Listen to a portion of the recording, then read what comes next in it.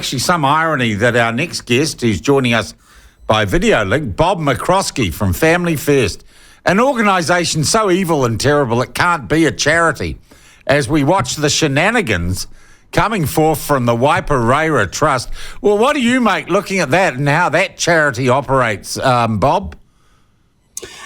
Well, I think that was a concern that we had, is that the inconsistency in the charities board. So while you've got the Helen Clark Foundation and Waiparaira Trust and Drug Foundation and Child Poverty Action Group all lobbying, for some reason our lobbying is unacceptable because they disagree with our view. And the court actually said in the Supreme Court, they said that promoting traditional family and marriage is not to the public benefit, but promoting things like the environment or human rights or a separate parliament. Or a separate parliament, maybe. So, this is the inconsistency we're seeing in our both in our legislation, but also in the application of that in government departments, sadly. Yeah. Bob, you'd know the rules about privacy and what you can do as an organisation, charity or not, with information you get from the government and how important those laws are? Look, I think one thing that we've been quite clear on is that we don't receive a cent of government funding, never have, never will. Well, apart from GST refunds, but everyone gets that. And we felt that it just simply compromised our ability to speak up. The sad thing is that for many charities, they've become very reliant on government funding, and that also means that they sometimes have to toe the line. They can't speak up freely. But I think also some charities have got very close to the government, possibly too close. And so rather than being kind of the spoke in the wheels of the government and trying to be their social conscience, they've become almost players with them. And I think that's possibly what you're seeing here if the allegations are correct. But they are very serious. And look, I think there was concerns already that charitable money that was going to a charity was being used to promote a political party. My understanding as a charity is that you just do not go near financially supporting political parties or funding them or any connection. It just looks bad in terms of being a charitable organisation. But I think the difficulty for John is that he's involved in both. And he's involved. Well, it's not both; it's everything. There's Whanaora, there's the Waiparaira Trust, there's the Marae, there's the party, there's everything. It's all just one. Yeah, you got to give him credit. He's one of the most successful charity bosses in New Zealand. I'm quite astounded at what he's been achieving. All right. Let's get on to what non-charity Family First is up to, though. I notice on social media you have launched a new site, and it pricked up my ears, called Woke Up New Zealand. Now, Bob, tell us what Woke Up New Zealand is. Well, basically, we just had lots of people coming to us and saying, look, I'm sick of going to businesses and being told what to think and how to think, and that I have to support certain causes and that I need to be in support of certain countries and against other countries, and that I have to be alarmed about what's happening with the climate, and I can round my money up and I can give money to Inside Out to indoctrinate our kids on radical gender and sexuality. And so we thought, well, why don't we just simply identify these businesses and give customers the ability to make choices as to whether they support them or not. Unfortunately, as we found, so many of them are woke and have followed this virtue signalling line. I mean, take, for example, banks. You will struggle to find a bank who is not pushing a really strong woke agenda.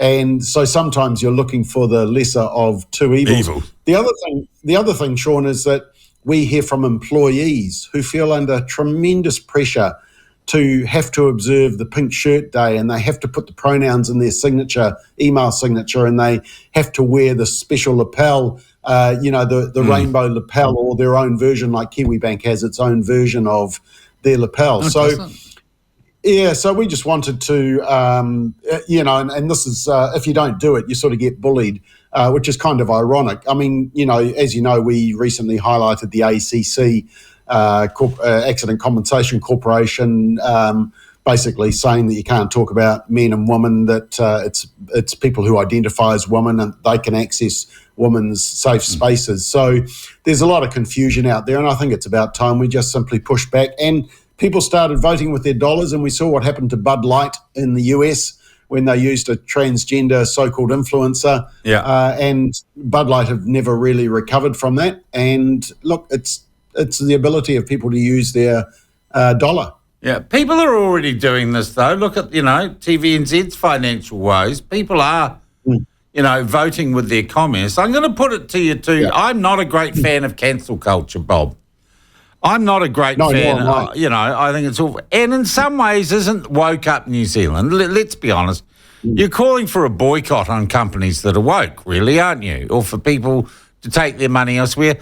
Aren't you really fighting? Aren't you using the same dirty, despicable tactic that they are, that the woke do? No, there's a difference. There's a difference between a cancel culture and a boycott. A cancel culture is basically taking a person out who you disagree with, destroying their career, and you never want to see them again.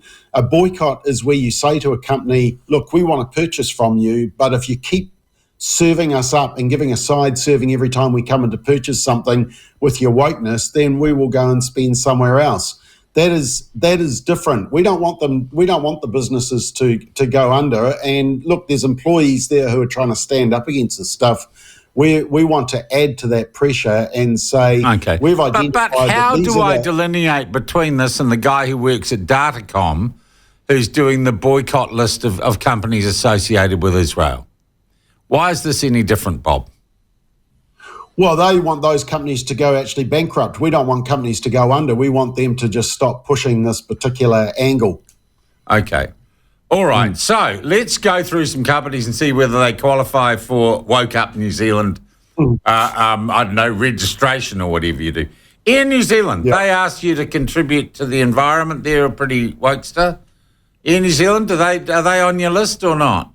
Now, well, actually, after we launched it, a lot of people said, have you got a list of the worst offenders and the best companies? Yeah. And so if you look under news, we actually posted that just yesterday, the most woke businesses in New Zealand. And you'll see there. Run me through it. I haven't seen this yet, Bob. Give it. Yeah, we got the Warehouse in New Zealand, Spark. I mean, remember Spark and the furor around Posey Parker. Yeah. And then One New Zealand as well. They got them behind. And then, of course, basically all of the banks, BNZ, ASB, ANZ, Kiwi Bank, they seem to be drinking out of the same water fountain. And Starbucks, although nobody's surprised at that. But Starbucks are Jewish, aren't they? Starbucks, the other lot are going for Starbucks as well because they're Israeli. Oh, well. Bloody poor old Starbucks cannot cop a break, mate. Starbucks has got a lot to answer for, but as we say, unlike the Jewish attack, and we stand with Israel. In fact, one of the categories is companies that show anti-Semitism will be put on our list. But we do put companies that actually have, got positive. In fact, one of the companies, for example, is Woolworths. We found very little example of them pushing climate alarmism or diversity, equity, and inclusion or